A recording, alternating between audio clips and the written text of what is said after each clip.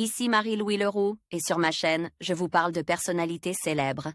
Cela peut être des stars contemporaines ou des figures célèbres du passé.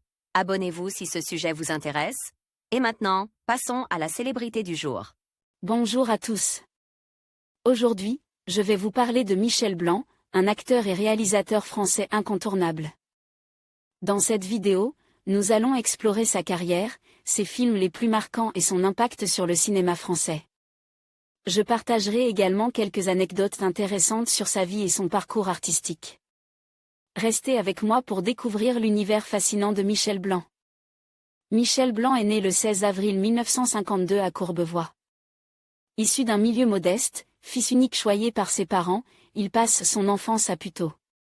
Il effectue sa scolarité au lycée Pasteur à Neuilly-sur-Seine où il fait la connaissance de Christian Clavier, Thierry Lhermitte et Gérard Jugnot en 1968.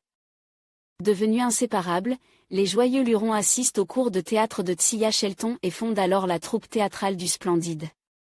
Amateur de musique classique, Michel Blanc pratique le piano depuis le lycée. À 20 ans, il décide de s'y consacrer pendant une année, encouragé par ses parents chez qui il vit encore.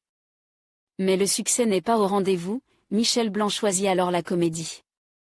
Les débuts sont difficiles et les premières pièces de la troupe du Splendide restent confidentielles. C'est en 1976 que le premier succès arrive avec la pièce Amour, coquillage et crustacés. 2 ans plus tard, un producteur suggère d'adapter au cinéma ce succès, sous le titre des Bronzés avec Patrice Lecomte à la réalisation. Michel Blanc y interprète Jean-Claude Duss, célibataire endurci dans un club de vacances. Sorti en novembre 1978, le film se hisse au sommet du box-office avec 2,5 millions de spectateurs. Sur les planches, le Splendide cumule les succès avec les pièces Le Père Noël est une ordure, 1979, et Papy fait de la résistance, 1980. Le Père Noël est une ordure, est également porté sur grand écran en 1982. Tous ces succès confèrent à la troupe une notoriété certaine. Michel Blanc reçoit de nombreuses propositions à l'instar des autres membres du Splendide, et poursuit sa carrière en solo. Il collabore avec Patrice Lecomte qui lui offre de nombreux rôles dans des comédies, Viens chez moi, J'habite chez une copine, 1980. Ma femme s'appelle Revient, 1982, et Circuler y a rien à voir, 1983. En 1984, l'acteur passe derrière la caméra et réalise son premier film, Marche à l'ombre, dans lequel il donne également la réplique à Gérard Lanvin. Le film rencontre un énorme succès et marque un tournant dans sa carrière. En 1985, il s'accorde une parenthèse musicale et enregistre un 45 tours, Le mec plus ultra. En 1986, son rôle de travesti dans Tenue de soirée, aux côtés de Gérard Depardieu, consacre son talent de comédien. Son audace lui vaut le prix d'interprétation masculine au Festival de Cannes en 1987. Il ose alors des registres différents, et loin du personnage de Jean-Claude Duss, interprète le sombre Monsieur Ailleurs, 1989, qui scelle ses retrouvailles avec Patrice Lecomte. En 1994, 10 ans après son premier long-métrage en tant que réalisateur, il récidive l'expérience avec Grosse Fatigue qui remporte le prix du meilleur scénario au Festival de Cannes. Michel Blanc se consacre à la réalisation à la fin des années 90 avec Mauvaise passe, 1999, et Embrasser qui vous voudrez, 2002. Pour son retour sur grand écran, il tourne sous la direction d'Isabelle Mergo, Je vous trouve très beau, 2005, et retrouve l'équipe du Splendide pour la suite des Bronzés 3, Amis pour la vie, 2006. L'acteur enchaîne les collaborations, André Téchiné, Les Témoins, La fille du RER, Alain Corneau, Le deuxième souffle, Alfred L'eau, Une petite zone de turbulence.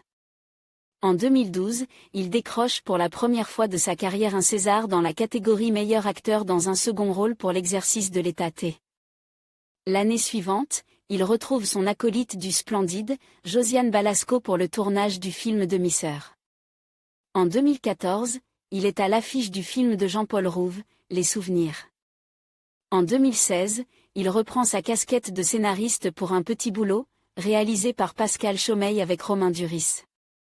Le 1er mars 2023, Michel Blanc est à l'affiche du film Les Petites Victoires, avec Julia Piaton. Le long-métrage obtient les prix spéciaux du jury et du public lorsqu'il est présenté au Festival international du film de comédie de l'Alpe d'Huez 2023. Côté vie privée, Michel Blanc a partagé pendant quelques années la vie de la chanteuse Lio, rencontrée sur le tournage du film Chambre à part en 1989. Il est ensuite en couple avec une femme prénommée Ramatoulaye Diop. Michel Blanc décède à l'âge de 72 ans des suites d'un malaise cardiaque le 3 octobre 2024 à 23h. Une triste nouvelle annoncée dans la nuit du jeudi 3 octobre au vendredi 4 octobre 2024. BFM TV indique dans la foulée que sa crise cardiaque aurait été provoquée par un choc anaphylactique, réaction allergique rare qui a pris la forme d'un édème de Quinque. Cela serait dû à un produit de contraste utilisé lors d'un examen médical. Ses obsèques se tiennent le jeudi 10 octobre 2024 en l'église Saint-Eustache dans le 1er arrondissement de Paris. En conclusion, Michel Blanc demeure une figure emblématique du cinéma français, alliant talent et polyvalence. Son parcours, riche en rôles mémorables et en collaborations fructueuses, témoigne de sa passion pour l'art dramatique. Que ce soit à travers ses performances sur grand écran ou ses contributions à la télévision, il continue d'inspirer de nombreuses générations d'artistes. Merci de nous avoir accompagnés dans cette exploration de sa carrière. N'hésitez pas à partager vos réflexions sur Michel Blanc dans les commentaires.